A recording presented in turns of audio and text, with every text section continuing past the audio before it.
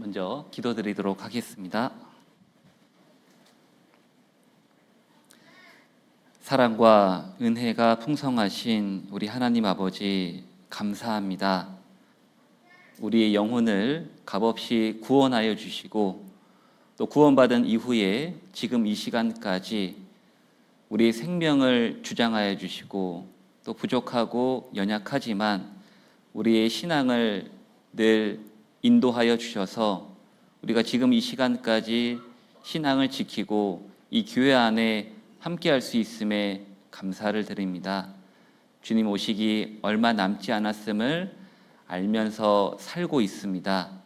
이 시대에 마땅히 품어야 할 마음을 품고 마땅히 깨달아야 할 말씀을 깨닫고 마땅히 가져야 할 마음을 가진 그리스도인으로서 살아갈 수 있도록 늘 말씀으로 교훈해 주시고 교제 가운데 깨달음을 허락하여 주시길 바랍니다. 특별히 다음 한 주간 정읍교회 대집회가 계획되어 있습니다. 이번 대집회를 통해서 정읍 지역에 아직 구원받지 못한 우리 가까운 사람들에게 이 말씀을 담대하게 전할 수 있도록 도와주시고 말씀의 권함을 받은 사람들의 마음을 움직여 주셔서 이 말씀 앞으로 나아올 수 있도록 그리고 구원받을 수 있도록 그리고 우리와 동일한 소망을 갖고 살아갈 수 있도록 인도해 주시기 바랍니다. 지금 이 시간 울산 남북교회에서 말씀을 전하시고 있는 또 담임 목사님 주님께서 그 자리에 함께 해 주셔서 목사님을 통해서 생명의 말씀이 전해지고 또 말씀을 듣는 모든 사람들의 영혼이 구원함을 얻는 귀한 시간이 될 수 있도록 인도해 주시기 바랍니다. 오늘 말씀의 모든 시종을 전능하신 주님의 손길에 의지합니다. 예수님의 이름으로 감사하며 기도드렸습니다. 아멘. 네, 성경 말씀 사무엘상 12장을 보시겠습니다. 사무엘상 12장 19절입니다.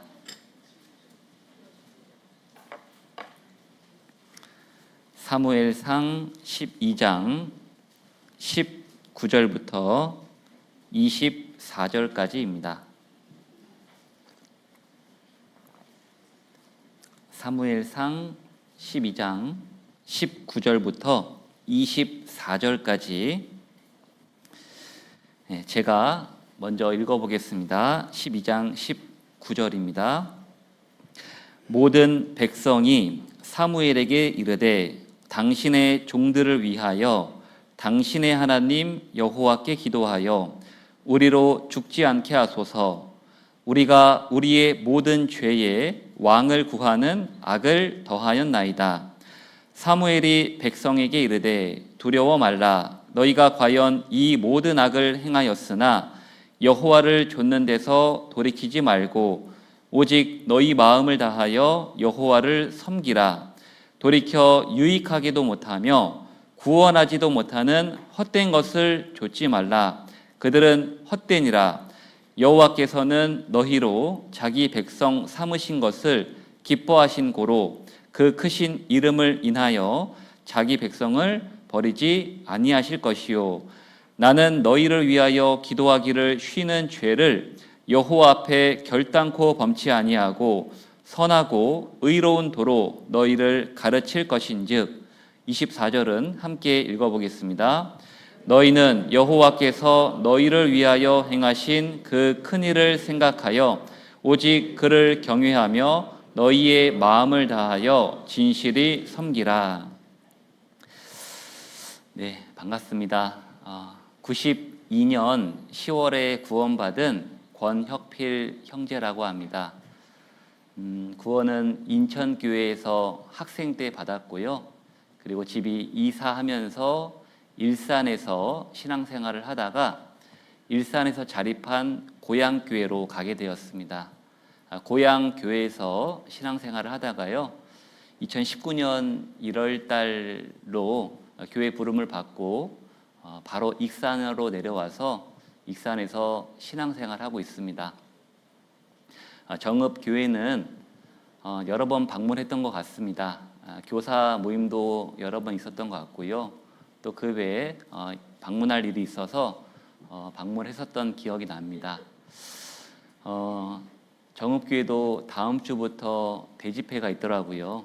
익산교회도 다음 주부터 오세일 목사님을 모시고 대집회가 있습니다. 같은 마음으로 기도해 주시고 저 역시도 우리 정읍교회 집회를 위해서 기도하도록 하겠습니다.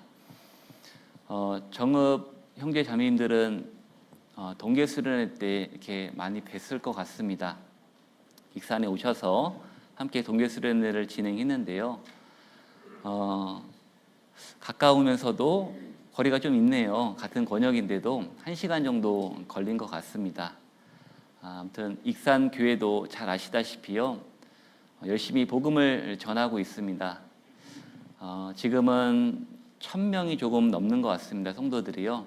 1000명이 넘는 성도들이 더 많은 사람들을 구원코자 복음을 힘있게 전하고 있습니다. 다음 주부터 같이 대집회를 하게 되는데요. 함께 기도해 주시면은 큰 힘이 될 것 같습니다. 자, 오늘은 이 사무엘상 12장 말씀을 함께 좀 상고해 보고자 합니다. 여기 12장 19절에 보시면 사무엘이 나옵니다. 사무엘은 이스라엘의 마지막 선지자 사사였습니다. 하나님이 사무엘을 통해서 이스라엘을 다스리고 있을 때 백성들이 왕을 요구했습니다. 그렇죠? 그래서 세워진 첫 번째 왕이 누구였었죠? 네, 사울 왕이었습니다. 자, 이스라엘 백성들은 출애굽을 할 때 10가지 재앙을 자신들의 두 눈으로 목격했습니다. 그리고 홍해를 가르시는 이적을 백성들은 목격하고요. 그리고 광야 40년 시간에도 많은 하나님의 기적과 이적을 눈으로 확인했습니다. 그리고 가나안 땅에 들어가서도 많은 시간 동안 하나님이 베풀어 주신 기적과 이적을 자신들의 두 눈으로 목격했음에도 불구하고 이스라엘 사람들은 하나님을 하나님이라 인정하지 않았죠. 하나님을 자신들의 왕이라고 인정하지 않았습니다. 그리고 다른 나라들처럼 우리도 보이는 왕, 우리도 보이는 사람 왕을 달라고 요구했던 것입니다. 자, 그 요구는 하나님 앞에 죄악된 행동이었죠. 하나님께 죄를 짓는 것이었습니다. 하나님 앞에서 악을 구하는 행동이었죠. 그래서 사무엘은 이스라엘 사람들의 요구가 잘못된 것임을 지적하면서 여기 12장 18절에 보시면요. 12장 18절에 우레와 비를 보내셔서 그들의 요구가 잘못된 것임을 알게 해주었습니다. 자, 그래서 이스라엘 백성들은 자신들이 왕을 요구한 것이 하나님께 죄를 짓고 악을 더했다는 것을 깨닫게 되죠. 그리고 했던 말이 사무엘상 12장 20절의 사무엘의 말입니다. 자, 12장 20절 말씀을 같이 한번 읽어보겠습니다. 사무엘이 백성에게 이르되 두려워 말라. 너희가 과연 이 모든 악을 행하였으나 여호와를 좇는 데서 돌이키지 말고 오직 너희 마음을 다하여 여호와를 섬기라. 자, 두려워 말라. 너희가 과연 이 모든 악을 행하였으나 라고 말했습니다. 너희가 과연 이 모든 악을 행하였으나, 여러분, 죄는 한 번 지으면 돌이킬 수가 없습니다. 그렇지 않습니까? 한 번 지은 죄는 돌이킬 수가 없습니다. 한 번 내뱉은 말을 취소할 수 없고 한 번 엎지른 물을 다시 담을 수 없는 것처럼 죄는 한 번 지으면 돌이킬 수가 없습니다. 그래서 죄를 지을 수 있는 상황 가운데 있을 때 정말 우리가 주의해야 됩니다. 왜요? 그 죄는 돌이킬 수가 없기 때문에 그렇습니다. 자, 한 번 지은 죄는 돌이킬 수가 없습니다. 자, 그래서 두려워 말라. 너희가 과연 이 모든 악을 행하였으나 이미 지은 죄는 어찌할 수 없지만 그 다음 말씀에 여호와를 좇는 데서 돌이키지 말라라고 말했습니다. 이미 지은 죄는 어찌할 수 없고 여호와를 좇는 데서 돌이키지 말라고 했습니다. 무슨 말일까요? 여호와를 좇는 데서 돌이키지 말라라는 것은 한번 지은 죄 반복하지 말라라는 것입니다. 여러분, 죄는 반복할 수가 있습니다. 또 죄를 지을 수가 있는 것이죠. 예수님의 제자였던 베드로와 유다가 있습니다. 그들에게는 공통점이 있고요. 그들에게는 차이점도 있습니다. 공통점은 무엇일까요? 똑같이 예수님께 죄를 지었습니다. 베드로는 예수님을 3번 부인한 죄를 지었죠. 유다는요, 예수님을 팔아버렸습니다. 똑같이 죄를 지었습니다. 그런데 차이점은요, 그 죄를 반복하지 않았다는 것이죠. 베드로는 예수님을 3번이나 부인한 부끄러운 죄를 갖고 있었지만 잘못된 선택하지는 않았습니다. 예수님을 기다렸고 부활했던 예수님을 만납니다. 그래서 요한복음 21장에 보면은 예수님을 3번 만나고 예수님의 3번의 질문을 받지 않습니까? 요한의 아들 시몬아, 내가 이 사람들보다 나를 더 사랑하느냐? 그 질문을 3번 받죠. 그리고 3번 대답하지 않습니까? 내가 주를 사랑하는 줄 주께서 아시나이다. 그 3번의 대답으로 예수님과의 틀어진 관계를 회복합니다. 그리고 예수님의 수제자로서 수제자답게 살아가다가 순교하게 됩니다. 하지만 유다는 어떻습니까? 예수님을 판 죄가 있는데 그 죄를 반복하죠. 어떻게 반복합니까? 잘못된 선택을 하지 않습니까? 자기의 생명을 스스로 끊는 잘못된 선택을 또 한 번 하게 됩니다. 죄는 반복할 수 있습니다. 그 죄를 반복하지 말라라고 여호와를 좇는 데서 돌이키지 말라라고 말했던 것입니다. 그리고 오직 너희 마음을 다하여 여호와를 섬기라라고 말했습니다. 자, 여기 보시면 마음을 다하여라는 말씀이 있습니다. 마음을 다하여. 자, 그 같은 말씀이 24절에도 나와 있습니다. 자, 사무엘상 12장 24절 말씀을 같이 한번 읽어보겠습니다. 너희는 여호와께서 너희를 위하여 행하신 그 큰 일을 생각하여 오직 그를 경외하며 너희의 마음을 다하여 진실이 섬기라. 자, 여기서도 마음을 다하여라는 말씀이 또 나옵니다. 20절에도 마음을 다하여라는 말씀이 있고 24절에도 마음을 다하여라는 말씀이 있습니다. 자, 여러분, 마음을 다하여라는 그 말씀, 그 의미를 아시죠? 마음을 다한다라는 그 의미를 분명 아실 것입니다. 자, 그런데 이 마음을 다하여라는 이 말을 한 단어로 표현해 본다면 어떤 단어로 표현할 수 있을까요? 마음을 다하여라는 그 말을 한 단어로 표현한다면 오늘 제목의 힌트입니다. 네, 집중입니다. 물론 다른 단어로 표현할 수도 있지만 집중이라고 우리는 표현할 수 있을 것입니다. 왜요? 마음을 집중한다는 것이 마음을 쏟아붓는 것이기 때문에 그렇습니다. 자, 우리는 사람은요, 모든 것에 마음을 집중할 수가 없어요. 모든 것에 마음을 쏟아부을 수가 없습니다. 대상을 정하는 것이죠. 타켓을 정하고 거기에다가 내 마음을 쏟아붓는 것입니다. 그게 마음을 다하는 것이죠. 그래서 집중이라고도 표현할 수 있는 것입니다. 사무엘은 이스라엘 사람들에게 말했습니다. 마음을 다하여 여호와를 섬기라고요. 다른 말로 하면은, 같은 의미로 한다면 집중해서 여호와를 섬기라라고 할 수도 있는 것입니다. 집중하라라는 것입니다. 왜요? 이스라엘 사람들은 지금까지 수많은 기적과 이적을 봤음에도 불구하고 집중하지 않았거든요. 애굽에서 10가지 재앙을 목격했습니다.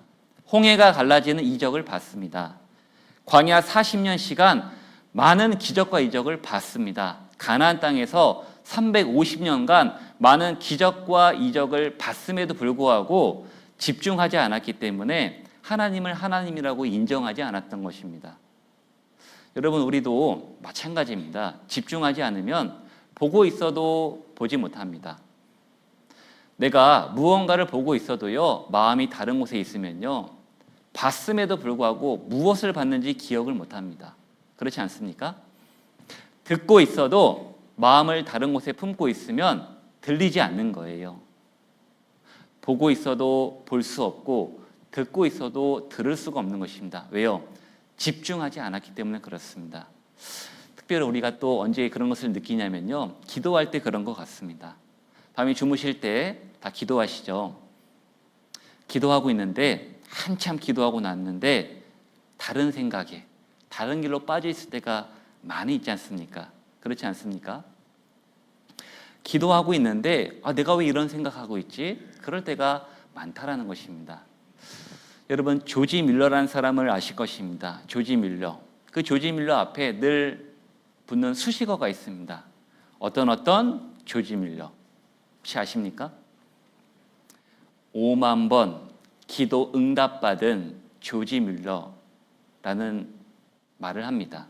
그 조지 밀러라는 사람은 5만 번 기도 응답을 받았다고 합니다. 자, 그런 사람도 조지 밀러가 자신의 회고록에 그런 말을 남겼더라고요. 자신도 기도할 때 어느 순간 다른 길로 빠져 있을 때가 많다라는 것입니다.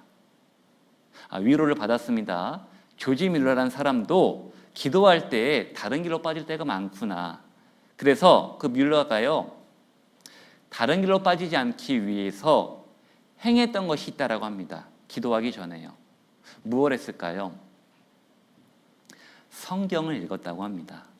성경을 읽고 기도했더니 다른 길로 빠지는 것이 많이 방지가 되었다고 합니다. 그래서 밤에 주무실 때 기도하기 전에 성경을 읽는 것이 다른 길로 빠지는 방지책이 될 수 있는 것을 우리가 알 수 있습니다. 자, 아무튼 집중하지 않으면 보고 있어도 볼 수 없고 듣고 있어도 듣지 못한다는 것입니다. 사무엘은 이스라엘 백성들에게 집중해서 여호와를 섬기라라고 말했던 것입니다. 자, 우리가 살고 있는 시대가 그렇습니다. 문명이 최고조로 발달하고 과학이 최고조로 발달한 시대에 우리가 살고 있습니다. 휴대폰이 없던 시절에 서로 연락을 할 수 없는 그런 단점은 있었지만 어떤 면에서는 자유로웠던 것 같습니다. 어떤 면에선 더 집중할 수가 있었습니다. 왜요? 휴대폰이 없으니까요, 뭔가 방해받는 것이 없었거든요. 어떤 일을 하다가도 우리 전화가 오면은 하던 일을 멈추게 되지 않습니까? 생각하고 있던 것, 집중하고 있던 것이 있다면 멈추게 됩니다. 전화가 오니까요. 자, 하지만 이 핸드폰이 생기면서 집중할 수가 없게 되죠. 특히 우리 시대는 핸드폰을 뛰어넘어서 스마트폰이라는 시대에 살고 있습니다. 더 많은 것들을 하고 있어요. 일례로 카톡이 참 많이 옵니다. 카톡. 근데 그 카톡을 저도 확인을 해야 되는 상황이 참 많습니다. 제가 교회에서 장례부를 담당하고 있는데요. 장례가 터지면은 좀 빠르게 일을 진행해야 될 때가 많습니다. 예를 들어 돌아가신 고인께서 그날 밤에 늦게 돌아가시면요, 3일장을 치르는데 시간이 많이 촉박합니다. 부고 소식을 빨리 알려야 됩니다. 그래서 카톡을 저는 계속 확인하는 습관이 있습니다. 그러다 보니까 뭔가 일을 집중하다가도 카톡이 오면은 카톡을 봐야 되는 거예요. 급하게 신방이 잡힐 때가 있고 상담이 잡힐 때가 있습니다. 그럼 카톡을 계속 확인해야 됩니다. 그러다 보면은 어떤 일을 하다가도 그 집중을 끊을 때가 많다라는 것이죠. 우리 형제 자매님들도 비슷한 경우가 많이 있을 것이라 생각됩니다. 자, 우리 시대는 더욱더 마음을 빼앗길 수 있는 시대, 집중할 수 없는 시대에 우리가 살고 있다는 것입니다. 그 옛날 사무엘이 이스라엘 백성들에게 마음을 다하여 여호와를 섬기라는 그 말씀이 사실 21세기 마지막 시대를 살아가는 우리들에게도 해당되는 것입니다. 집중해서 여호와를 섬기라고요. 자, 그래서 오늘 그리스도인의 집중이란 주제로 함께 말씀을 좀 상고해 보고자 합니다. 자, 우리는 무엇에 집중하면서 살고 있을까요? 우리는 무엇에 집중을 하면서 살아야 될까요? 우리는 나를 구원해 주신, 그리고 나를 구원받고 살아가게 하시는 하나님께 집중해야 되지 않겠습니까? 그리고 구원받은 사람을 통해서 하시고자 하는 하나님의 일에 우리가 집중하면서 살아가야 되지 않을까요? 하나님은 영원하신 분이십니다. 하나님은 썩지 않은 분이세요. 그래서 우리가 하나님께 집중한다는 것은 영원하고 썩지 않을 것을 위해서 집중한다라고 말할 수도 있을 것입니다. 반대로요, 하나님께 집중하지 못한다는 것은 영원하지도 않고 썩어 없어질 것에 집중하는 것과도 같을 것입니다. 우리가 사는 이 세상을요, 장망성이라고 합니다. 장망성. 어떤 말의 약자일까요? 장차 망할성입니다. 장차 망할성입니다. 이 세상은요. 우리가 이 교회당 밖으로 나가봐도요, 한 50년 이상 된 물건, 건물 찾아보기 힘듭니다. 그렇지 않습니까? 50년 이상 된 거예요. 100년 이상 된 것은요, 더욱더 찾아보기가 힘듭니다. 이 세상은요, 시간이 지나면 썩어지고 없어진다는 것을 우리에게 보여주고 있는 것입니다. 그리고 장차 이 세상은요, 결국 없어질 거예요. 그런데 만약에 우리가 이 세상에 집중하면서 산다는 것은요, 하나님께 집중하지 못하는 것입니다. 썩어 없어질 것에 집중하는 것이에요. 그래서 우리는 영원한 것과 썩지 않을 것에 집중해야 됩니다. 그래서 오늘 영원하고 썩지 않을 것 딱 3가지만 좀 상고해 보고자 합니다. 무엇에 집중하면서 살아야 될지요. 자, 첫 번째로 우리가 정말 집중해야 될 것은요, 전도입니다. 전도. 자, 마가복음 1장을 한번 보시겠습니다. 성경 마가복음 1장 38절입니다.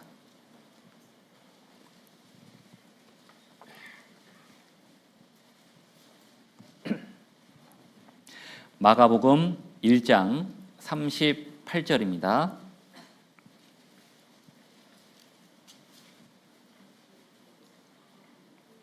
마가복음 1장 38절 말씀을 함께 읽어보시겠습니다. 이르시되 우리가 다른 가까운 마을들로 가자. 거기서도 전도하리니 내가 이를 위하여 왔노라 하시고. 자, 이 말씀은 예수님이 하신 말씀입니다. 예수님은 33년이라는 인간의 삶을 사셨습니다. 인간으로서 33년을 사셨고요. 그리고 공생애라고 하죠. 공생애, 공적인 삶을 사신 시간이 3년 반입니다. 자, 그 3년 반의 시간을 주로 기록한 성경이 마태복음, 마가복음, 누가복음, 요한복음, 사복음서입니다. 자, 그런데 이 사복음서의 양이 신약성경 전체 중에 얼만큼 차지하시는지 아십니까? 신약성경은 총 27권입니다. 그 중에 사복음서는 4권이지 않습니까? 27권 중에 4권이지만 양으로 따진다면요, 신약성경의 40%가 넘습니다. 거의 절반에 가까운 거예요. 이 절반에 가까운 사복음서의 주된 교훈이 무엇일까요? 전도입니다. 전도. 예수님이 십자가에서 자신의 모든 피를 흘려주심으로써 인류의 모든 죄를 사하시고 우리를 구원해 주신 일을 마치셨습니다. 그리고 그 복음을 전하라는 것, 그것이 바로 사복음서의 주된 교훈이라는 것입니다. 자, 그래서 이 3년 반이라는 시간 동안 예수님께서 복음을 완성하실 때요, 정말 바쁘게 사셨습니다.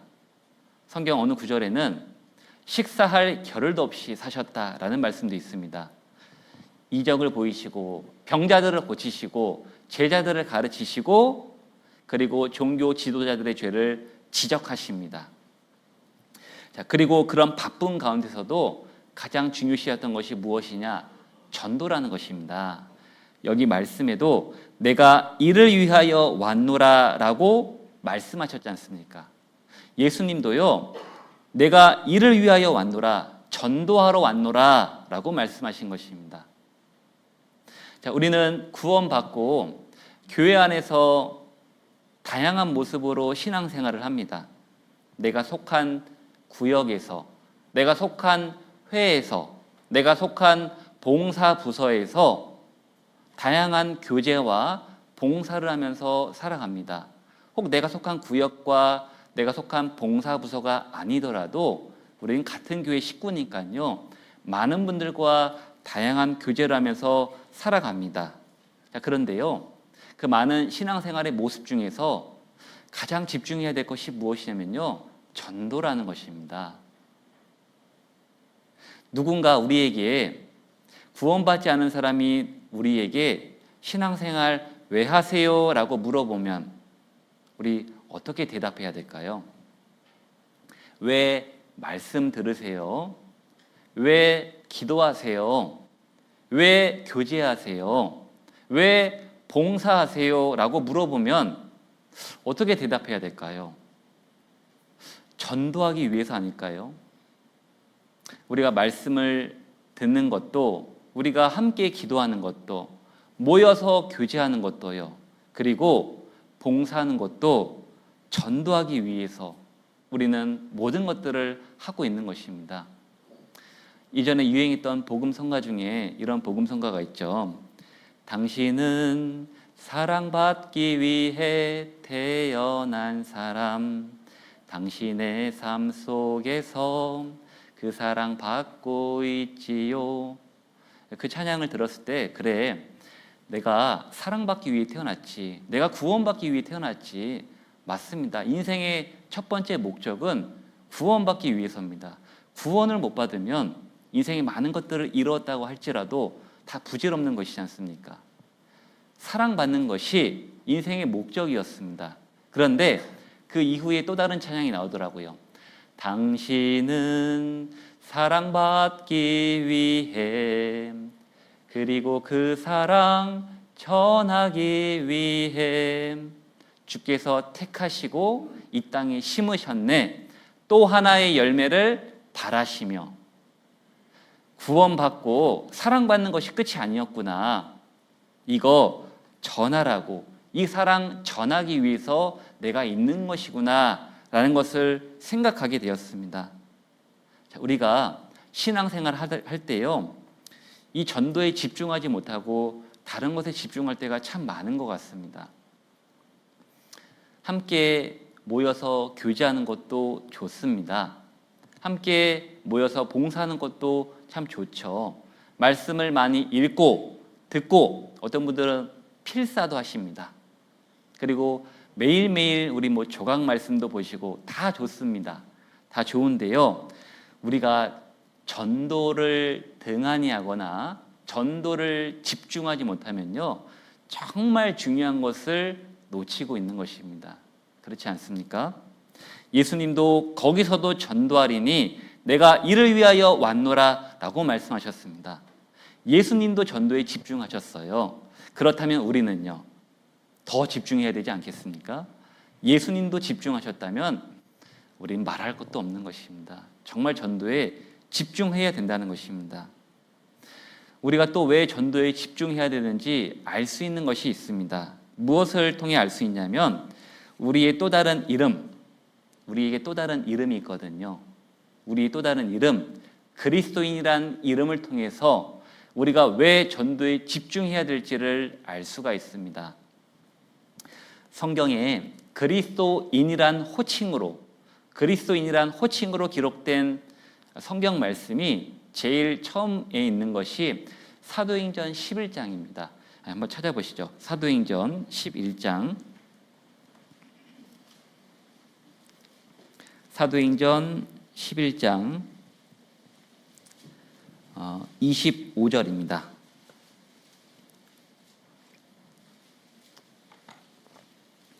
사도행전 11장 25절과 6절을 제가 읽어보겠습니다. 25절부터입니다. 바나바가 사울을 찾으러 다소에 가서 만남에 안디옥에 데리고 와서 둘이 교회에 1년간 모여 있어 큰 무리를 가르쳤고 제자들이 안디옥에서 비로소 그리스도인이라 일컬음을 받게 되었더라. 자, 초대교회에 있던 시절에 스데반 집사님이 돌에 맞아 죽는 사건이 있었습니다. 그 사건으로 인해서 예루살렘 교회 성도들이 각지로 흩어지게 됩니다. 왜요? 돌에 맞아 죽을 수 있었기 때문에 그렇습니다. 핍박이 왔었거든요. 자, 그래서 많은 성도들이 각지로 흩어지게 되면서 복음 역시도 각지로 전해지게 되었습니다. 그 중에 하나가 이 안디옥이라는 지방이었어요. 안디옥은 이방인들이 많은 지방이었습니다. 그런데 그 지역에 복음이 들어갔는데 많은 사람들이 구원받는다는 거예요. 예루살렘 교회가 바나바라는 사람을 안디옥 교회에 보냅니다. 바나바가 가서 말씀을 전했더니 많은 사람들이 구원을 받는 거예요. 그래서 이 바나바가 그 많은 무리를 보고 혼자서 이끌 자신이 없었던 것 같습니다. 그리고 안디옥이라는 지방은 이방인의 지역이었기 때문에 유대인보다는 이방인들이 많았거든요. 그래서 이방인의 사도로 부름받은 사울, 나중에 이름을 바울이라 바꾸죠. 사울을 찾으러 다소에 갑니다. 다소에 가서 바울을 데려다가 안디옥에 이르러서 두 사람이 1년간 교회를 가르칩니다. 그랬을 때 안디옥 교회 성도들이 비로소 그리스도인이라는 호칭을 얻게 되었다는 거예요. 자, 그리스도인. 여러분, 그리스도인의 뜻이 무엇일까요? 우리 다 그리스도인인데 그리스도인의 뜻이 무엇일까요? 그리스도 플러스 인, 합성어인데요. 인이란 말은 사람이란 말이잖아요. 그러면 그리스도인은 무슨 뜻일까요? 그리스도인, 그리스도. 기름 부은 받은 자입니다. 기름 부음 받은 자가 바로 그리스도입니다. 그러면 그리스도인은 기름 부음 받은 자의 사람이란 말이죠. 기름 부음 받은 자의 사람. 자, 얼마 전에 국회의원 선거할 때 그런 말 많이 있었죠. 저 사람은 누구의 사람이다. 저 사람은 누구누구의 사람이다. 이런 말을 많이 들었지 않습니까? 그렇듯이 그리스도인은 그리스도의 사람, 기름 부음 받은 자의 사람이란 뜻인 것입니다. 자, 우리는 죄 사함으로 말미암는 구원을 받는 순간요, 우리는 그리스도인이 됩니다. 그리스도의 사람이 된 것이죠. 예수님이 우리의 주인이 되십니다. 자, 골로새서 2장을 한번 보시겠습니다. 골로새서 2장 6절입니다. 골로새서 2장 6절입니다.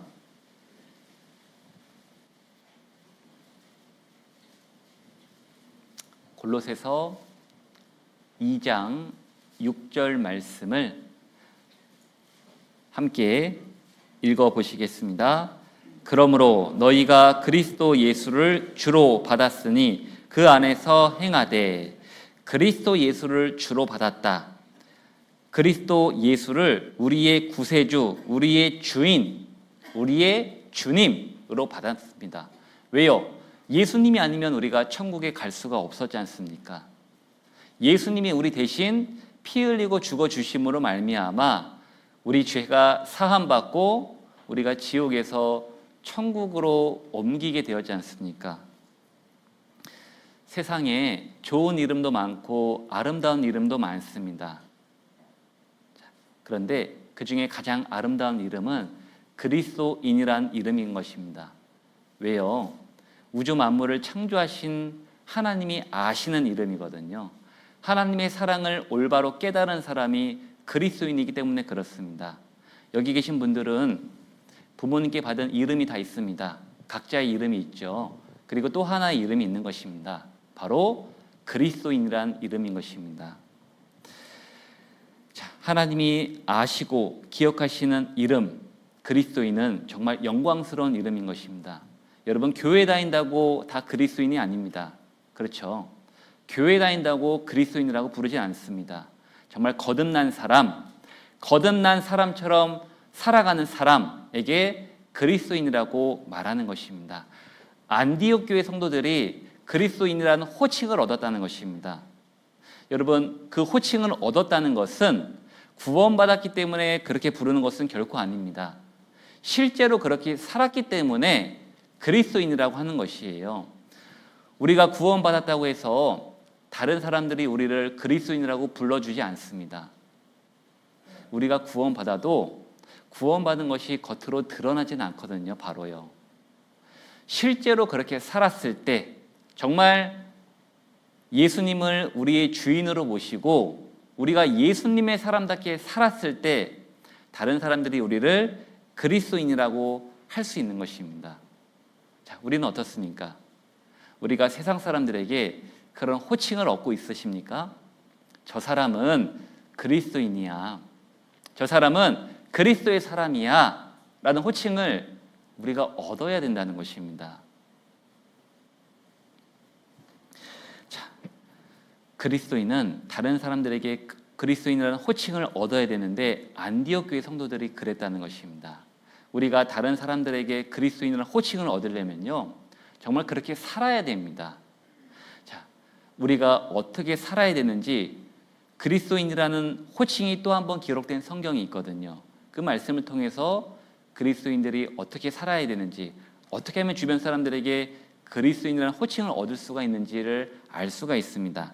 자, 사도행전 26장을 한번 찾아보시겠습니다.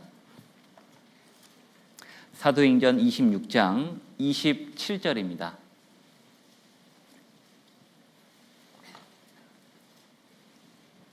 사도행전 26장 27절입니다. 27절부터 29절까지 제가 먼저 읽어보겠습니다. 27절입니다. 아그리빠 왕이여, 선지자를 믿으시나이까? 믿으시는 줄 아나이다. 아그리빠가 바울더러 이르되 내가 적은 말로 나를 권하여 그리스도인이 되게 하려 하는도다. 자, 29절은 함께 읽어보겠습니다. 바울이 가로되 말이 적으나 많으나 당신뿐 아니라 오늘 내 말을 듣는 모든 사람도 다 이렇게 결박한 것 외에는 나와 같이 되기를 하나님께 원하노이다 하니라. 자, 여기 또 하나의 그리스도인이라는 호칭이 나옵니다. 28절에 나오죠. 자, 첫 번째로 나온 게 사도행전 11장, 그리고 두 번째가 사도행전 26장입니다. 자, 이 말씀은요, 바울이 자신을 고소한 사람들에게 재판받는 상황인 것입니다. 자, 바울은 재판받는 그 자리에서 많은 사람들 앞에서 나는 죄 없습니다. 나는 이 자리에 있을 이유가 없는 사람입니다. 라고 구차하게 변명하지 않았습니다. 난 죄 없는데 왜 이 자리에 있는지 모르겠습니다. 그렇게 말하지 않았습니다. 그 재판받는 자리를 통해서 그리스도를 전했습니다. 오히려요. 담대하게 전했습니다. 여기 29절에 보시면 바울이 가로되 말이 적으나 많으나 당신뿐 아니라 오늘 내 말을 듣는 모든 사람도 다 이렇게 결박한 것 외에는 나와 같이 되기를 하나님께 원하노이다 라고 말했습니다. 여러분, 바울이 원하는 나와 같이 되기를 원한다라는 말씀이 무슨 뜻일까요? 나와 같은 사람, 어떤 사람을 말하는 것일까요? 그리스도인입니다. 그리스도인. 여기서 우리가 그리스도인이 어떻게 살아야 하는지를 보여주는 것입니다. 우리 어떻게 살아야 될까요? 그리스도인은 또 다른 사람들을 그리스도인이 되게 한다라는 것입니다. 다 이렇게 결박한 것 외에는 나와 같이 되기를 하나님께 원한다라고 했습니다. 그렇습니다. 여러분, 그리스도인들은요, 내 주변에 있는 사람들, 내 말을 들을 수 있는 사람이 나와 같이 되기를 바라요. 나와 같은 그리스도인이 되기를 바란다는 것입니다. 그리스도인이 어떻게 살아야 할지를 말해주고 있는 것입니다. 내 주변에 구원받지 않은 가족들이 있습니다. 내 주변에 구원받지 않은 친지들이 있고, 나와 하루에도 몇 번이나 보는 가까운 사람들이 있습니다. 직장 다니는 사람들, 학교에서 만나는 사람들, 또 내가 주부로서 내 반경 안에 많은 사람들을 반복해서 만납니다. 여러분, 그 사람들이 나와 같은 사람이 되기를 바라지 않습니까? 나와 같은 그리스도인이 되기를 우리가 바라지 않습니까? 올해도 정읍교회에 많은 집회가 있습니다. 당장 내일부터 대집회가 있습니다. 그 대집회를 통해서 내 주변에 있는 사람들이 나와 같이 되기를 바라지 않습니까? 우리 다 그런 마음이 있습니다. 내가 아는 그 사람, 내가 아는 저 사람, 나와 같이 그리스도인 되기를 바랍니다. 자, 그러면 어떻게 해야 될까요? 내 주변에 있는 사람들이 나와 같은 사람들이 되려면요, 내가 먼저 이 모임 가운데 참여해야 됩니다. 내가 말씀을 통해서, 내가 교제를 통해서 전도할 수 있는 힘을 얻을 수 있거든요. 전도해야 될 이유를 알 수도 있습니다. 모임에 참여하지 않으면 왜 전도해야 될까? 전도하는 건 너무 힘들어 라고 생각할 수 있거든요. 하지만 모임을 통해서, 모임에 참여할 때 내가 왜 전도해야 될지 전도할 수 있는 힘을 얻을 수가 있습니다. 그리고 모임에 참여해서 무엇을 해야 되냐면요, 기도 부탁을 해야 됩니다. 기도 부탁을 하지 않으면 저분이 누구를 위해서 기도하는지 알 수가 없거든요. 저분은 누구를 전도하고 싶어 할까? 알 수가 없습니다. 기도 부탁을 하지 않으면요. 하지만 저는 누구를 전도하고 싶습니다. 기도 부탁을 내놓으면은, 저분은, 저 형제님, 저 자매님은 지금 누구를 위해서 기도하고 있구나, 누구를 전도하고 싶구나 알 수가 있거든요. 그 기도 부탁을 함께 듣고 기도할 수가 있습니다. 그리고 도와줄 수가 있는 거예요. 그분을 위해서 같이 동행할 수도 있고, 같이 식사할 수도 있고, 차를 마시면서 권할 수가 있습니다. 하지만 내놓지 않으면 어떻게 해야 될지를 모르거든요. 우리는 많은 기도 부탁을 해야 됩니다. 반복되더라도 상관없습니다. 기도 부탁을 해야지 함께 기도할 수 있습니다. 야고보서 5장에 의인의 간구는 역사하는 힘이 많다라고 했습니다. 의인의 간구는 역사하는 힘이 많아요. 그러면 의인들의 간구는 어떨까요? 역사하는 힘이 더 많은 것입니다. 그래서 함께 기도해야 되는 것입니다. 우리의 또 다른 이름인 그리스도인이란 이름을 통해서도 우리가 이 땅에서 무엇에 집중하면서 살아야 될지를 알려주고 있는 것입니다. 그리스도인은 첫 번째로 전도에 집중해야 됩니다. 전도에 집중하는 것이 우리가 해야 할 최우선순위라는 것입니다. 자, 그리고 두 번째입니다. 두 번째, 빌립보서 4장을 보시겠습니다. 빌립보서 4장, 우리가 집중해야 될 두 번째가 나와 있습니다. 빌립보서 4장 15절입니다.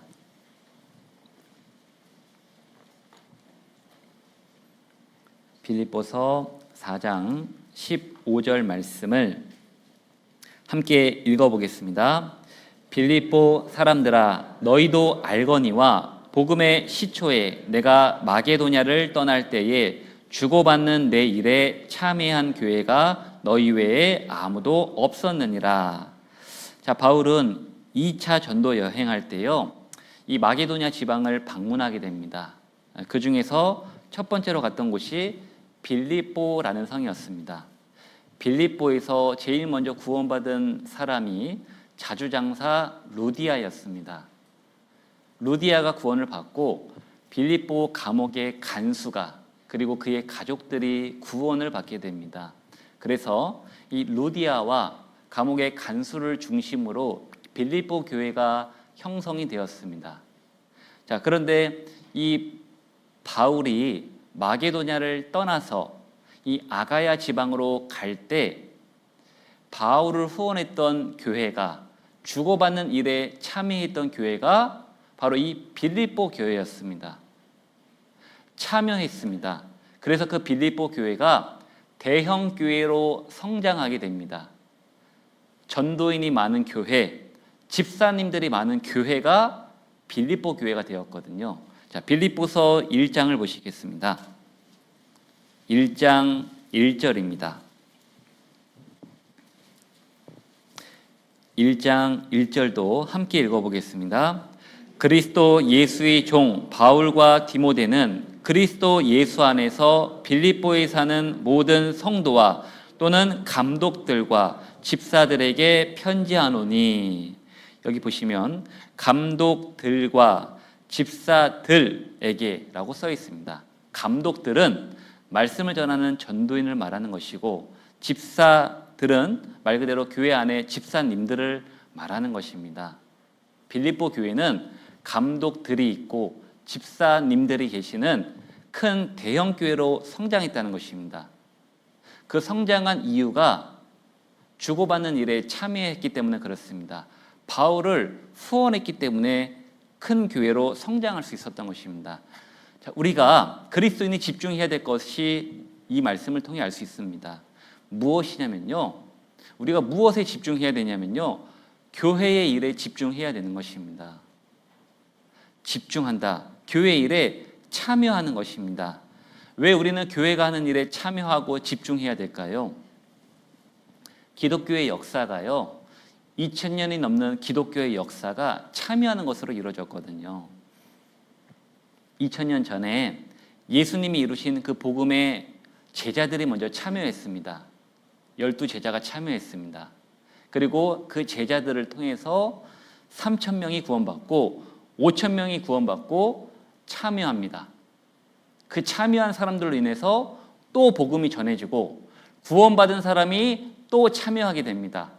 그 복음이 그래서 우리 시대, 우리에게까지 넘어오게 되었습니다.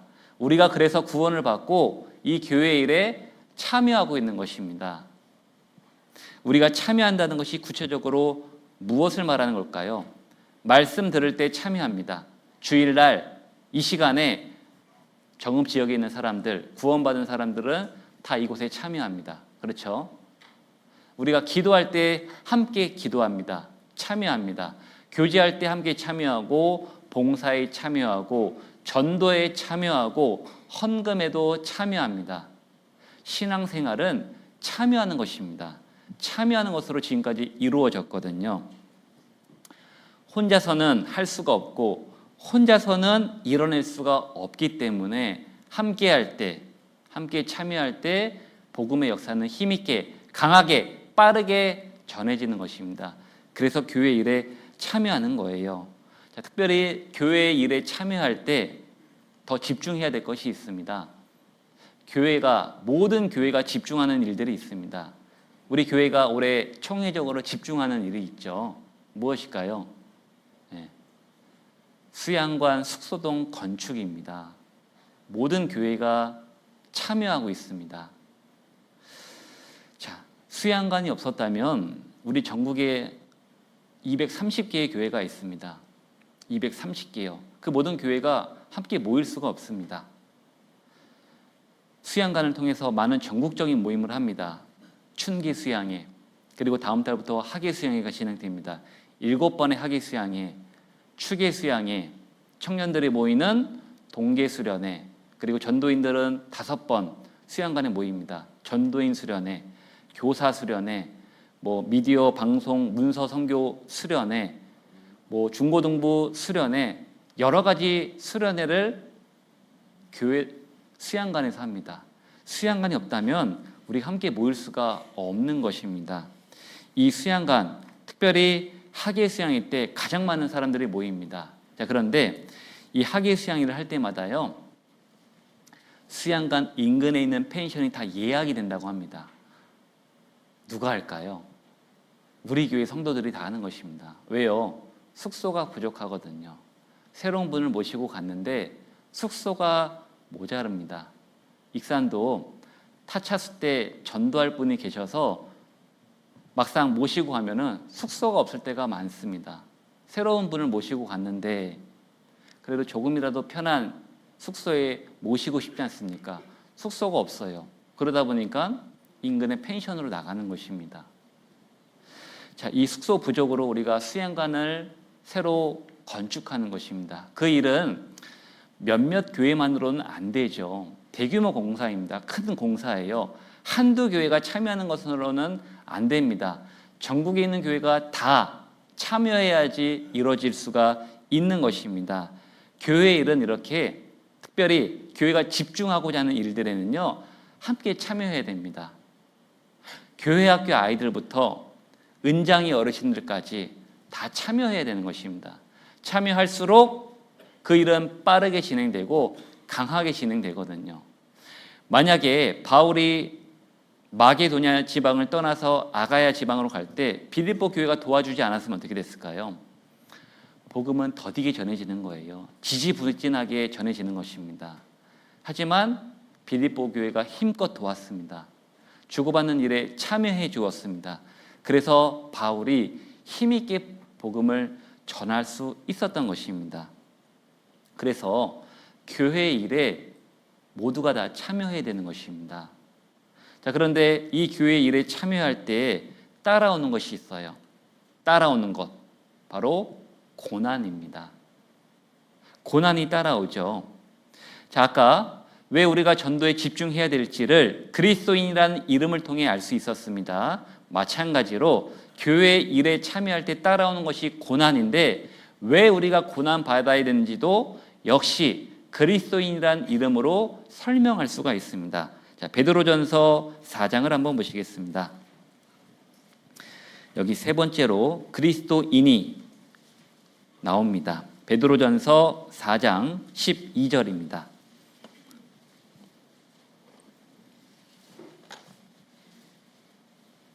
베드로전서 4장 12절부터 16절까지 12절부터 16절까지 제가 읽어보겠습니다. 사랑하는 자들아, 너희를 시련하려고 오는 불시험을 이상한 일 당하는 것 같이 이상히 여기지 말고 오직 너희가 그리스도의 고난에 참여하는 것으로 즐거워하라. 이는 그의 영광을 나타내실 때에 너희로 즐거워하고 기뻐하게 하려 함이라. 너희가 그리스도의 이름으로 욕을 받으면 복 있는 자로다. 영광의 영 곧 하나님의 영이 너희 위에 계심이라. 자, 15절과 16절은 함께 읽어보겠습니다. 너희 중에 누구든지 살인이나 도적질이나 악행이나 남의 일을 간섭하는 자로 고난을 받지 말려니와 만일 그리스도인으로 고난을 받은즉 부끄러워 말고 도리어 그 이름으로 하나님께 영광을 돌리라. 자, 여기 그리스도인의 고난에 대해 나왔습니다. 자, 그리스도인은 고난을 받아요. 어떤 고난을 받냐면요, 그리스도로 인한 고난을 받습니다. 그리스도로 인한 고난을 받습니다. 자, 그런데 여기 15절에 나온 대로 15절에 보면은 너희 중에 누구든지 살인, 도적질, 악행, 남의 일을 간섭하는 자로 받는 고난은요, 그리스도인의 고난이 아니에요. 여러분, 우리가 누군가를 살인하고 도적질하고 악한 일을 행하고 남의 일을 간섭하게 되면 그리스도인이 아니어도 고난을 받습니다. 이 고난은 그리스도인의 고난이 아닙니다. 여러분, 그리스도인의 고난은 그리스도 때문에 받는 고난이에요. 우리는 그리스도 때문에 받는 고난을 받고 있습니까? 우리가 신앙생활 하다 보면요, 구원받지 않은 사람들은 우리의 삶을 이해를 못합니다. 때론 비방도 하죠. 우리는 이 바쁜 세상에서 하루가 멀다 하고 교회에 모입니다. 우리 내일부터 한 주간 교회에 모입니다. 많은 사람들이 그것을 보고 이해할 수가 없죠.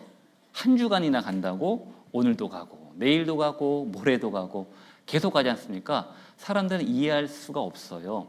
그리고 비방하지 않습니까? 교회 가면 떡이 나오냐, 밥이 나오냐, 비방하지 않습니까? 예전에 회사 다닐 때요, 한 주간 집회가 있으면 한 주간 야근도 안 하고요, 회식도 못 갔습니다. 회식하자고 하면은 저 이번 주에 교회 모임이 있습니다, 못 갑니다 하면은 엄청 욕먹었습니다. 엄청 핀잔 받았습니다.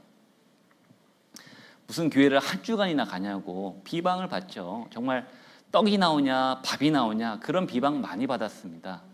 술 안 먹는다고 비방 많이 받았습니다. 나도 집사야, 나도 교회 다녀 하면서 술을 계속 권하시는 거예요. 왜 그런 비방을 받고 왜 그런 뭐랄까요? 부당한 일을 당했을까요? 그리스도를 믿기 때문에 그리스도를 전하기 위해서 비방을 받는 거지 않습니까? 또 우리가 복음을 전하다 보면요, 많은 비방을 받습니다. 말씀 한번 들어보자고 했을 때 그냥 안 들을래 하는 사람도 있지만 강하게 비방하는 사람도 있잖아요. 너 그런 말 할 거면, 자꾸 말씀 듣자고 할 거면 나한테 연락하지 마, 찾아오지 마, 만나지 말자. 그런 비방도 받지 않습니까? 왜 그런 비방을 우리가 받습니까? 그리스도 때문에 받는 것이지 않습니까? 그리스도 때문에 받는 것이에요. 또 어떤 분들은 그런 고난을 받죠. 신앙생활 하는 것 때문에 받는 고난도 있습니다. 한 주간 교회를 나가야 되는데, 집회가 있는데 너무 몸이 피곤하고 힘들어요. 교회 갈까 말까 고민하죠. 오늘도 모임이 있고 내일도 모임이 있대요. 구역 모임이 있고 조 모임이 있고 모두회가 있고 뭐가 있으면 또 가야 되나? 힘든데, 피곤한데, 해야 될 일이 많은데 그 마음에 갈등을 하지 않습니까? 사실 그것도 고난입니다. 그리스도로 인한 고난이죠. 내가 구원받았기 때문에 가야 될 것 같은데 가기가 힘든 거죠. 그것도 고난인 것입니다. 자, 그런데 이런 고난이 사실은 당연하다는 것입니다. 마땅히 있어야 되는 거예요. 오히려 고난이 없는 것이 이상한 것입니다. 그리스도인처럼 살지 않으면요, 그리스도로 인한 고난도 없습니다. 고난이 없으면 어떻게 될까요? 나중에 받을 영광도 없는 겁니다. 그런 말 있죠. No cross, no crown. 십자가 없이는 영광도 없는 것입니다. 갑자기 그 생각이 떠오르네요. 예전에 청년 때 함께 교제했던 어떤 분께서 이런 간증을 하셨습니다. 그분이 구원받은 지 오래되셨어요. 그런데 신앙생활을 잘 못하셨습니다. 그분이 스스로 이렇게 간증하셨어요. 저는 나중에 천국은 갈 수 있는데 천국에 가게 되면 팬티만 입고 있을 것 같아요. 라는 간증을 했습니다. 무슨 의미인지 다들 알아들으셨죠? 구원받아서 천국은 갈 수 있는데 한 게 아무것도 없는 거예요. 주님을 위해서. 부끄러운 구원이라는 것이죠. 내가 그리스도를 위해 받는 고난이 없다면 정말 그렇게 될 수 있는 것입니다. 천국엔 가겠죠. 하지만 부끄러울 수 있다는 것입니다. 우리가 그리스도를 위해 고난받고 있다면 잘 살고 계신 것입니다. 그게 정말 남는 거거든요. 그리스도인들도 많은 사람들이 부자를 되려고 합니다. 자, 부자가 꼭 나쁜 것은 아닙니다. 우리가 돈을 열심히 벌어야 됩니다. 또 많은 부모님들이 자녀들을 열심히 교육시키죠. 왜요? 잘 살게 해주려고요. 그런데 진짜 부자가 되게 하는 방법은요, 그리스도의 고난에 참여하게 해주는 것입니다. 여러분, 좋은 대학 나오고 좋은 데 취업해서 많은 돈을 벌었는데요, 주님을 위해서 쌓은 것이 하나도 없다면 다 부질없는 것입니다. 그렇지 않습니까? 정말 내 자녀가 부자가 되기를 원한다면요, 그리스도의 고난에 참여하는 방법을 가르쳐 주는 것입니다. 참여함으로써 정말 영원한 상급을 쌓는 것이 정말 부자가 되게 해주는 방법인 것입니다. 그래서 그리스도인이 두 번째로 집중해야 될 것은 그리스도 일에 참여하는 것이고, 참여할 때 따라오는 고난을 기꺼이 받게 해주는 것입니다. 감당할 수 있게끔 도와주는 것입니다. 우리가 두 번째로 집중해야 될 것은 하나님의 일에 참여하는 것, 교회의 일에 참여하는 것입니다. 그리고 세 번째입니다. 히브리서 10장을 보시겠습니다. 그리스도인이 세 번째로 집중해야 될 것이 히브리서 10장 37절입니다.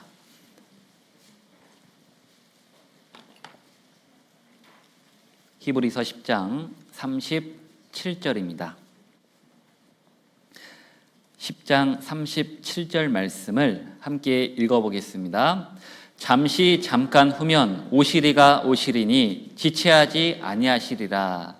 자, 우리가 마지막으로 집중해야 될 것은 지금 보내고 있는 이 하루입니다. 오늘입니다.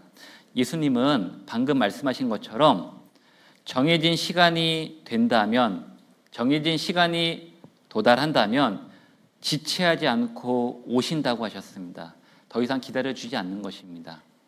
자, 오늘이란 시간도 조금 뒤에 점심 잡수십니다. 그리고 또 시간 지나면 저녁 잡수시죠. 그러면 하루가 끝나는 겁니다. 전도서 3장에 천하의 범사가 기한이 있다라고 말씀하셨습니다. 천하의 모든 것에 기한이 있어요. 끝이 있다라는 것입니다. 우리가 보내고 있는 이 하루도요, 내일 또 주어질 보장은 없습니다. 언젠가 매일매일 주어지는 하루가 끝나는 날이 올 겁니다. 특별히 우리가 살고 있는 지금 이 시대를 살아서 주님을 맞이할 수 있는 시대라고 합니다. 우린 살아서 주님을 볼 수 있습니다. 언제라도 주님이 오실 수 있는 거예요. 그러면요, 가야 됩니다. 다 놓고 가야 되는 거예요. 자, 우리가 보내고 있는 이 하루, 언제 끊어질지 모르는 이 하루를 집중하셔야 됩니다. 매일 주어진다고 생각하고 의미 없게 보낸다면요, 잘못된 하루를 보낼 수가 있는 것입니다.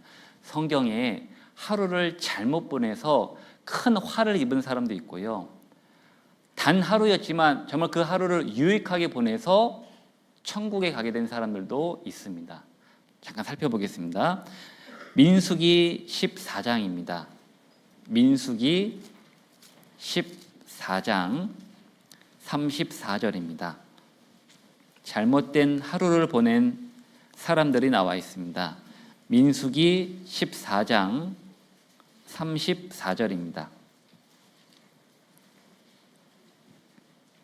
민수기 14장 34절 말씀을 함께 읽어보겠습니다. 너희가 그 땅을 탐지한 날수 40일의 하루를 1년으로 환산하여 그 40년간 너희가 너희의 죄악을 질지니 너희가 나의 싫어버림을 알리라 하셨다 하라. 자, 하나님께서 이스라엘 백성들로 하여금 광야에서 40년 동안 살게 하시는 말씀입니다. 예수님은 40일 동안 가나안 땅을 정탐한 후, 자, 이스라엘 사람들은 40일 동안 가나안 땅을 정탐한 후에 보고를 합니다. 자, 사실 그 가나안 땅을 정탐한 것도 하나님이 시키신 일은 아니었습니다. 신명기 1장에 보면은 이스라엘 사람들이 하나님의 말씀을 온전히 믿지 못하고 정탐꾼들을 보냈거든요. 그 정탐꾼들이 40일 동안 땅을 탐지하고 와서 이스라엘 사람들에게 보고를 합니다. 어떻게 보고를 하냐면요, 그 땅 백성의 사람들은 신장이 키가 큰 사람들이라고 하는 거예요. 그리고 그들 보기에 우리는 메뚜기 같다라고 말합니다. 그리고 우린 스스로 보기에도 메뚜기 같다라고 말합니다. 그 말을 들은 이스라엘 사람들이 대성통곡을 하면서 밤새도록 울었습니다. 우리가 그냥 애굽 땅에 살았으면 좋았을 것을, 우리가 광야에서 그냥 죽었으면 좋았을 것을 하나님께서 우리를 가나안 땅으로 인도해서 칼에 맞아 죽게 하는도다라고 원망합니다. 불평합니다. 그 말을 들은 하나님이 40일의 하루를 1년으로 환산해서 40년간 광야 생활하게끔 징계를 내리신 것입니다. 여러분, 만약에 이스라엘 백성들이 그 하루, 그 불평했던 그 하루의 결과가 40년의 유랑생활이라는 것을 알았다면요, 절대 불평하지 않았을 거예요. 절대 원망하지 않았을 것입니다.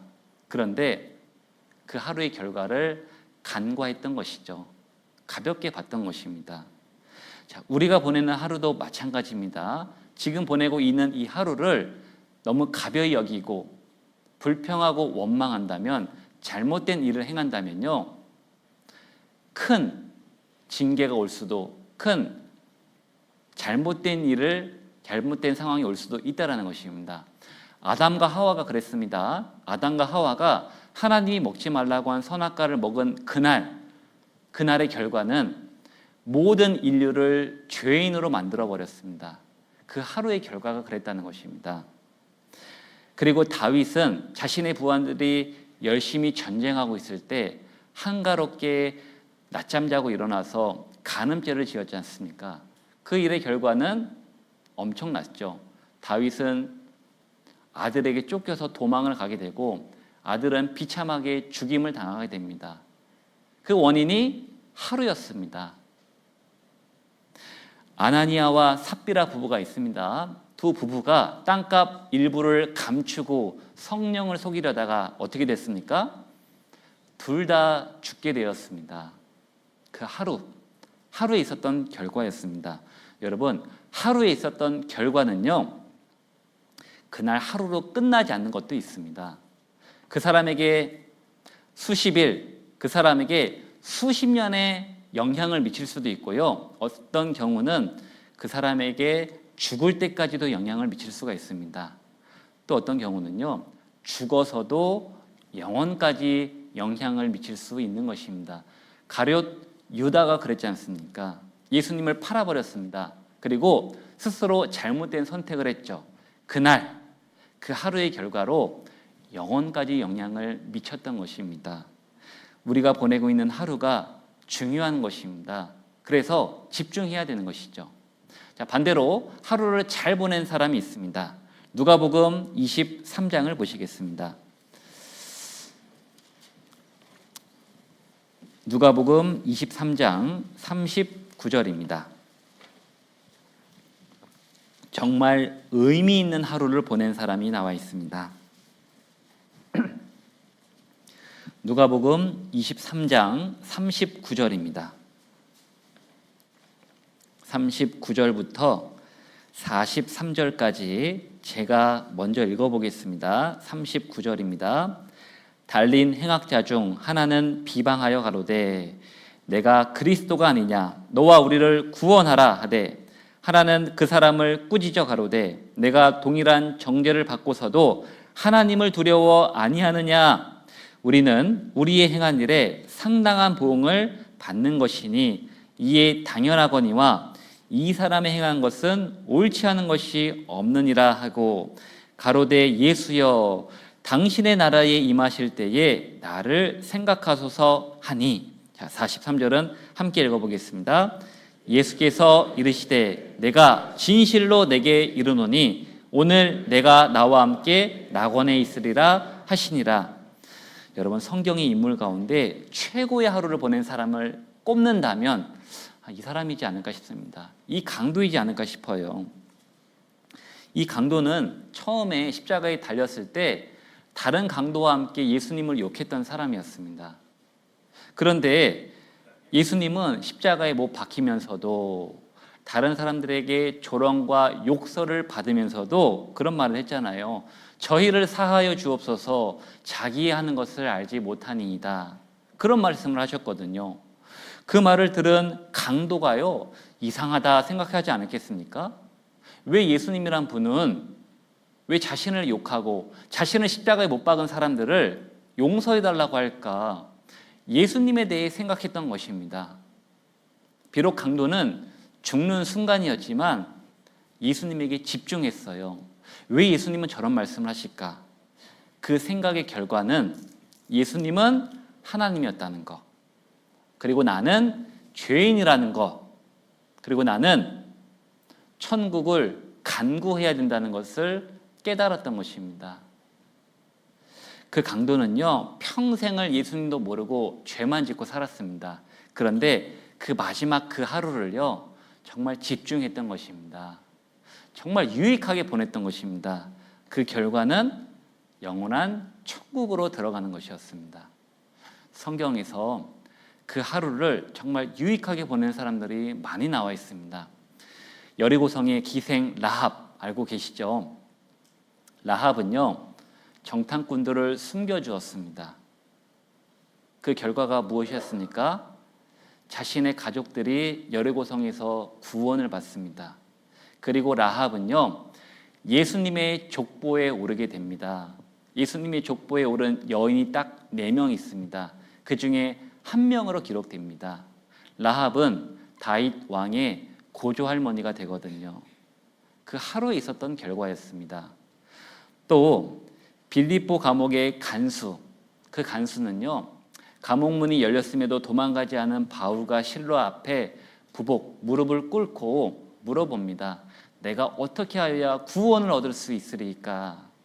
주 예수를 믿으라. 그리하면 너와 내 집이 구원을 얻으리라. 그렇게 해서 구원을 받고 가족도 구원을 받아요. 그 하루에 있었던 결과였습니다. 에디오피아의 국고를 맡은 내시가요, 예루살렘 성전에서 예배를 보고 돌아가는데 이사야서 말씀을 읽고 이해할 수가 없었습니다. 그때 마침 빌립 집사님이 옆에 계셨죠. 청해서 올라오게 합니다. 이 말씀이 무엇을 뜻하는지 물어봤습니다. 그 말씀을 듣고 그 내시가 구원을 받게 되죠. 침례까지 받게 됩니다. 하루에 있었던 결과예요. 그 하루를 정말 유익하게 보낸 사람들이 있었다는 것입니다. 성경에 나와 있는 또한 많은 사람들이 하루에 집중했을 때 유익한 결과를 얻었습니다. 우리에게도 마찬가지입니다. 우리가 보내고 있는 이 하루도 그들과 보낸 하루와 다르지 않습니다. 어떻게 해야 될까요? 집중해야 됩니다. 내일도 있고 모레도 있겠지, 그거는 우리 생각입니다. 우리가 보내고 있는 이 하루를요, 정말 집중하셔야 됩니다. 잘 사셔야 돼요. 계획하고 살아야 됩니다. 무의미하게 보냈다간 안 좋은 결과, 나쁜 결과를 얻을 수 있기 때문에 그렇습니다. 그래서 이런 말이 있죠. 내가 헛되이 보낸 오늘 하루는 어제 죽은 이가 그토록 바라던 내일이었다고요. 여러분, 우리가 헛되이 보낸 오늘 하루는 어떤 사람에게는 그토록 살고 싶었던 하루였어요. 어제 죽었던 사람 입장에서는요. 반복되는 하루라고 우리가 가볍게 여기서는 안 됩니다. 정말 집중하면서 사셔야 됩니다. 할 수만 있다면 매 시간마다 집중하셔야 됩니다. 그 반복되는 하루를 특별히 하나님과 연결시킬 수 있어야 됩니다. 회사에서 열심히 일하는 것도 좋습니다. 학생으로서 열심히 공부하는 거 좋죠. 그런데 하나님과 연결시키지 못하면 또한 다 버리고 갈 것이기 때문에 그렇습니다. 제가 회사에 들어갈 때 정말 하루를 시작을 말씀으로 묵상하고 정말 이 말씀대로 살아야겠다라고 회사에 들어갈 때가 참 많았습니다. 그런데 회사에 들어가서 나올 때가 되면요, 정말 온통 정신이 다 털려서 나올 때가 많았습니다. 시달리고 나올 때가 많았어요. 일이 바쁘고 해야 될 것이 많고, 그렇게 반복되다 보니까 내가 왜 회사를 다닐까 싶었어요. 내가 회사를 위해서 사나? 이런 마음이 들었거든요. 그런데 내가 정말 바쁘게는 살았지만 하나님과 연결시키지 못했기 때문에 그렇게 반복되는 하루를 느끼고, 그 하루를 그렇게 보내면 안 되겠구나. 바쁜 것이 의미가 있으려면 내가 전도를 해야겠구나라는 생각을 하게 됐습니다. 그래서 그 바쁜 와중에 누구 전도할까? 누구를 어느 집회에 인도할까? 생각하고 계획하고 전하고 그렇게 살다 보니까요, 그 바쁜 것이 의미가 생기더라고요. 의미가 있게 됐습니다. 우리가 반복되는 하루를 정말 값지게 살아야 된다는 것입니다. 그리스도인이 세 번째로 집중해야 될 것은 바로 지금 보내고 있는 이 하루라는 것입니다. 자, 정리해 보겠습니다. 벌써 50분인데요. 사람들은 어떤 일을 시작할 때 과정보다는 결과에 집중을 합니다. 그러다 보니까 내가 원하는 결과가 바로바로 나타나지 않으면요, 금방 포기해버리고 말죠. 자, 그런데 생각해 보십시오. 결과를 이루는 것이 과정입니다. 그렇죠? 그리고 그 과정에 얼마만큼 집중했느냐에 따라서 내가 원하는 결과를 빠르게 얻을 수 있는 것입니다. 중요한 것은 결과에 집중하는 것이 아니라는 겁니다. 과정에 집중해야 된다는 것입니다. 과정을 어떤 하나의 결과를 얻기 위한 수단으로 생각해서는 안 된다는 것입니다. 정말 과정에 집중해야 된다는 겁니다. 사람은 연약합니다. 감기만 들어도요, 컨디션이 제대로 된 컨디션이 안 되기 때문에 원하는 일을 쉽게 할 수가 없습니다. 연약해요. 그리고 사람은 한계가 있습니다. 기억력에도 한계가 있고 체력에도 한계가 있어요. 그렇기 때문에 우리는 내가 할 수 있는 것에 집중해야 됩니다. 다 할 수가 없거든요. 연약하고 한계가 있기 때문에. 그래서 우리가 할 수 있는 일의 대상을 정하는 것입니다. 대상을 정하고 거기에 집중하는 겁니다. 그래서 오늘 세 가지 집중해야 될 것을 말씀드렸습니다. 첫 번째, 전도에 집중하는 것입니다. 예수님이 이 땅에 오신 것도 전도하기 위함이었고 우리가 신앙생활하는 궁극적인 목적 또한 전도이기 때문에 그렇습니다. 우리가 신앙생활에서 다른 부분 열심히 하고 잘하는 것도 물론 중요합니다. 그런데 전도에 집중하지 못한다면 정말 중요한 것을 놓치고 있는 것입니다. 우리의 또 다른 이름인 그리스도인도 다른 사람이 나와 같이 되기를 원하는 그 이름이기 때문에 우리가 전도에 집중해야 됩니다. 그리고 두 번째가 교회 일에 집중하는 것이라고 말씀드렸습니다. 기독교의 2000년의 역사가 교회 일에 참여하는 것으로 이루어졌기 때문에 그렇습니다. 자, 그런데 교회 일에 참여하다 보면은 고난이 따라와요. 그런데 그 고난은 당연히 받아야 될 것이라는 것입니다. 자연스러운 것이에요. 오히려 내 삶은 평강합니다 라고 말하는 그분의 간증에 문제가 있을 수도 있는 것입니다. 그리스도인에겐 고난이 따라옵니다. 고난이 없다면 영광도 없기 때문에 그렇습니다. 고난받는 것은 당연한 것이고 오히려 자랑스러워야 할 일인 것입니다. 그리고 세 번째로 오늘 하루에 집중해야 된다라고 말씀드렸습니다. 이 하루가 내일도 오는 것이 아닙니다. 오늘 끝날 수도 있는 것입니다. 그래서 하루를 집중하시면서 살아야 됩니다. 하루를 시작할 때 오늘 이 하루 정말 하나님 앞에 의미 있고 기억될 하루가 되게 해달라는 그 기도로 우리가 하루를 시작해야 될 것입니다. 그리스도인들이 보내고 있는 하루는요, 예수님의 핏값으로 산 하루이기 때문에 그렇습니다. 이 하루를 집중해야 되고 하나님과 연결시킬 수 있어야 됩니다. 그래서 특별히 내일부터 대집회가 있습니다. 정말 하루하루가 집중해서 하나님께 집중해서 사는, 전도에 집중하고 교회 일에 집중하고 하루에 집중하는 우리 정읍교회 식구들이 되었으면 좋겠습니다. 기도하고 마치겠습니다. 하나님 감사합니다. 오늘 사무엘상에 나오는 말씀을 통해서 사무엘이 이스라엘 백성들에게 마음을 다하여 여호와를 섬기라고 했던 그 말씀이 또한 우리에게도 해당됨을 상고해 보았습니다. 마음을 다하여, 즉 집중해서 하나님을 섬겨야 됩니다. 우리가 집중하지 않는다면 보고 있어도 볼 수 없고 듣고 있어도 들을 수 없기 때문에 또 사람은 연약하고 한계가 있는 존재이기에 모든 것에 마음을 쏟아부을 수가 없기 때문에 그렇습니다. 마땅히 집중해야 될 것, 전도, 교회의 일, 그리고 오늘 이 하루에 우리가 집중하면서 살기를 원합니다.